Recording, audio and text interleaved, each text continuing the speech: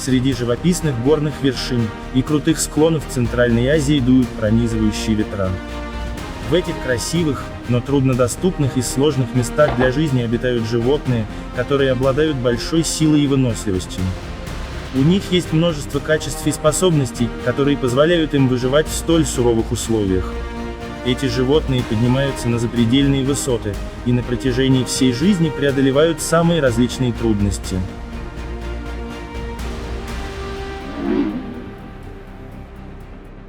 Встречайте! Дикий баран, архар.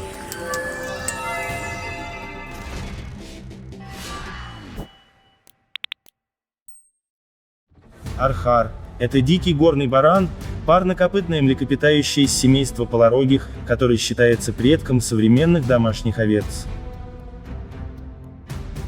Его также называют аргалиш, что в переводе с монгольского языка означает овца.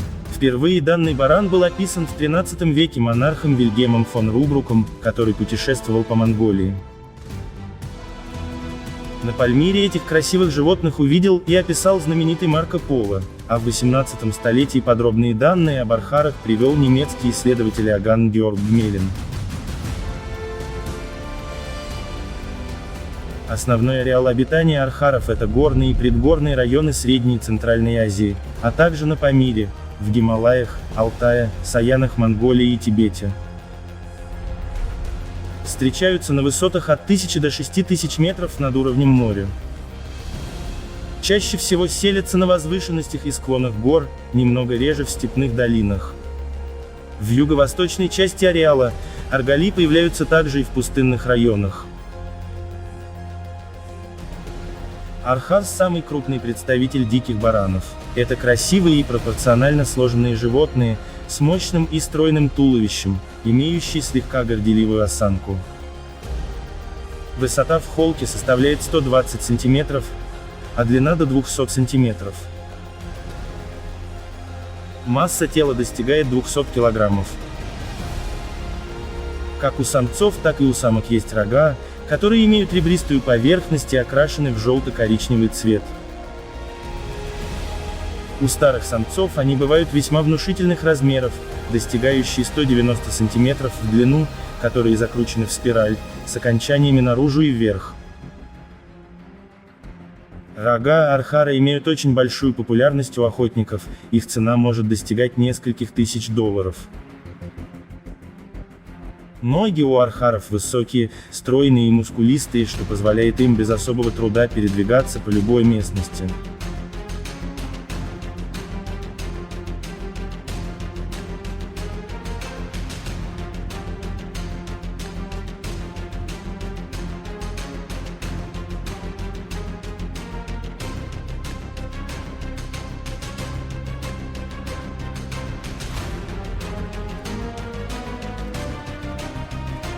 Окрас шерсти густого и плотного волосяного покрова вмещает широкий диапазон цветов и варьируется от ярко-песочного до буро-коричневого цвета.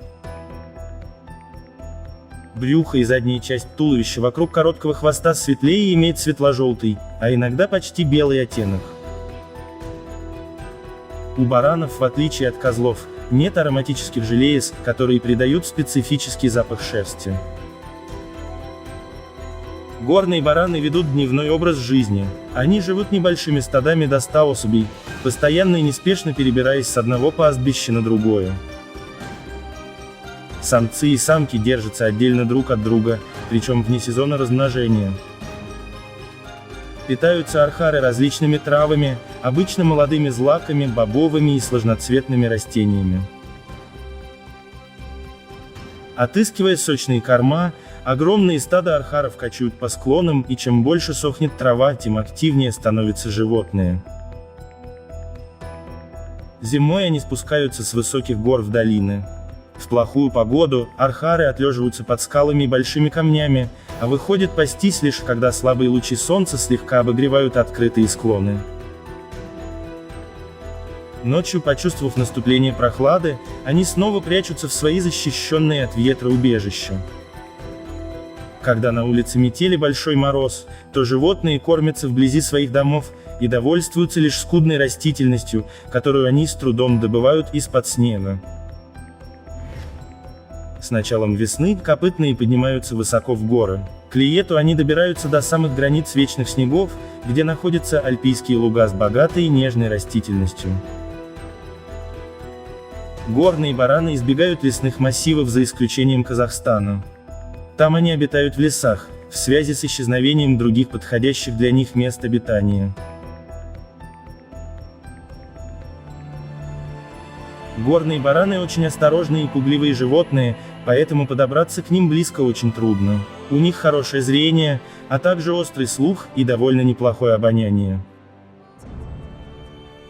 При малейшей опасности они поднимают тревогу, издавая резкие свистящие звуки, при этом сильно топают ногами.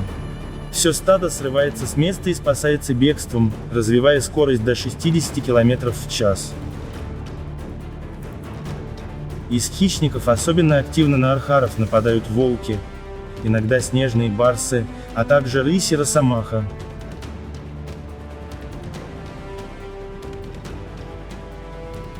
Могут быть опасны и бродячие собаки.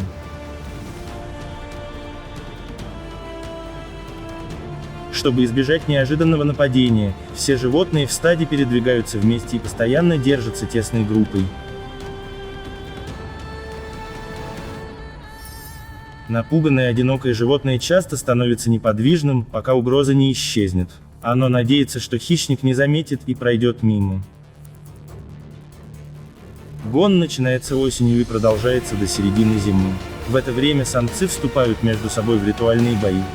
Сначала соперники становятся лицом друг к другу и бросаются в атаку.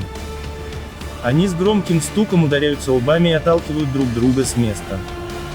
Такой стук хорошо слышен на расстоянии до 800 метров.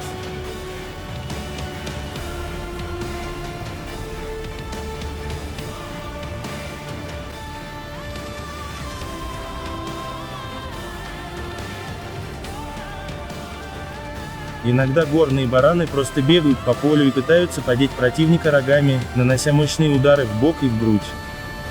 После чего победитель остается со стадом самок.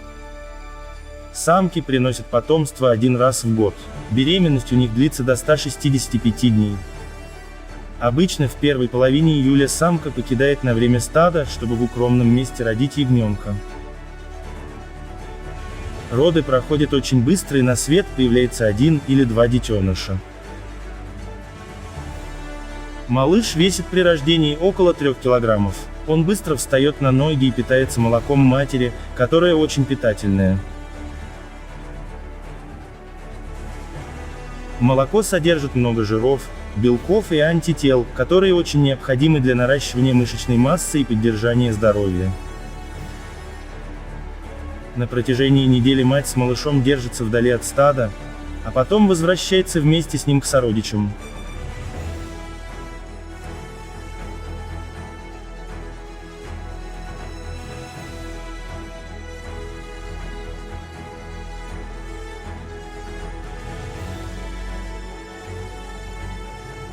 Продолжительность жизни оргалий в дикой природе не превышает 10 лет. Большинство из них доживают лишь до 5-7 лет. Дикий баран очень ценное промышленное животное. На них охотятся ради мяса, шкуры и рогов, которые высоко ценятся в народной китайской медицине. Так как это крупное животное, то он считается желанным трофеем для любого охотника.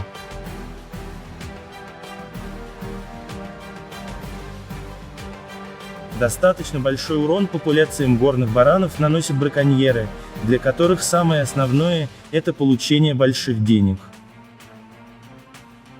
Уменьшение численности диких баранов приводит к уменьшению численности различных диких хищных животных, которые на них охотятся.